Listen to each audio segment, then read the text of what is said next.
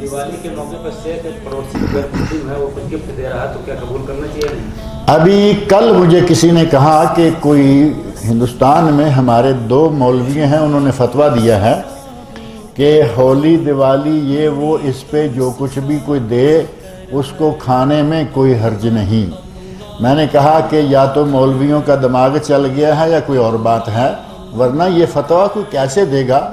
ہولی دیوالی دسہرہ یہ ان کے مذہبی تہوار ہیں، مذہبی تہوار پر تیار کیا گیا کھانا حلوہ کچھ بھی ہے، اس کو کھانے کا معنی یہ کہ تم بھی ٹھیک اور ہم بھی ٹھیک، تمہارا ہندو مذہب بھی صحیح ہے اور ہمارا اسلام بھی صحیح ہے، یہ تو گویا کہ تصدیق ہو گئی۔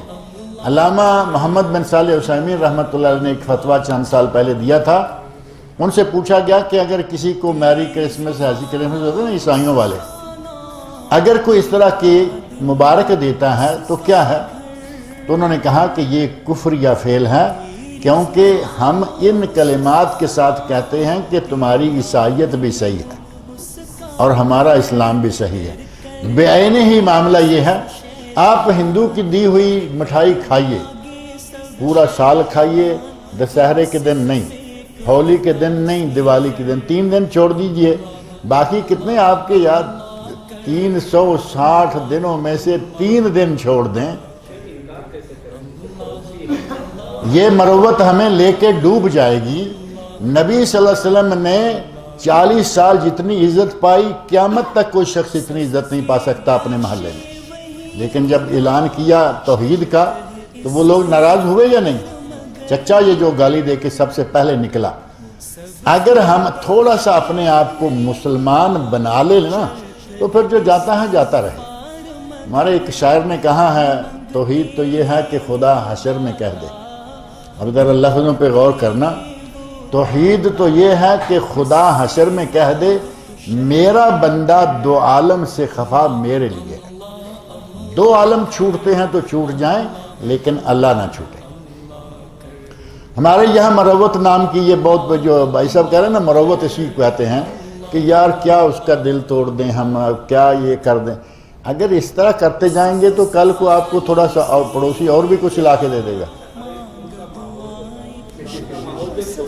جو دیکھیں جتنا گندا ماحول مکے کا تھا اس وقت، اتنا ہندوستان کا شاید آج بھی نہ ہوگا۔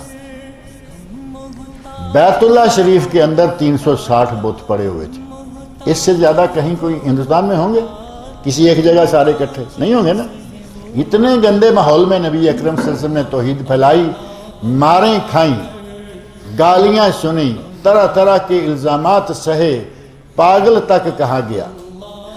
ہمیں مثال کے طور پہ کوئی ہندو ہے یا کوئی بھی ہے، وہ کوئی چیز ہمیں گفٹ دیتا ہے، ہم نہیں لیتے تو کیا کرے گا؟ وہ پاگل کہے گا، مارے گا، سارا کچھ ہمارے نبی کے ساتھ کیا گیا۔ لہذا اتنا اپنے آپ کو کمزور نہ سمجھیں۔ اسلام ایک قوت انسان کو دیتا ہے، اس قوت کو کام میں لائیں۔ زیادہ سے زیادہ یہ آپ کر سکتے ہیں کہ کبھی تھوڑا سمجھانے تک، تھوڑا وقت آنے تک آپ وقتی طور پر کچھ لے لیتے ہیں، لیکن کھائے نہیں، کیونکہ کھانا اس کا بالکل جائز نہیں ہے۔ لے لیا، آپ کیوں مصر ہیں اس بات پر؟ آپ کو اپنے آپ پر یقین نہیں ہے؟ اپنے آپ پر اعتماد کیجئے کہ ہم مسلمان ہیں، اور ایک مسلمان دنیا میں جہاں بھی رہے گا اسے مشکلات آئیں گی، اور ان مشکلات کے اوپر سے گزرنا مسلمان کی ذمہ داری ہے۔ اگر یہی اتنا کر لیا ہم نے کہ ہم ہندو معاشرے میں رہتے ہیں، پھر میں وہ دوسرا علاج بتاتا ہوں کہ کوئی ضروری تو نہیں ہے کہ ہندو معاشرے میں رہیں، آپ کہیں ادھر ادھر آ جائیے جن علاقوں میں مسلمان زیادہ ہیں، آپ اس محلے کو چھوڑ دیجئے نا جہاں آپ کو اتنا پابند ہو کے رہنا پڑ رہا ہے۔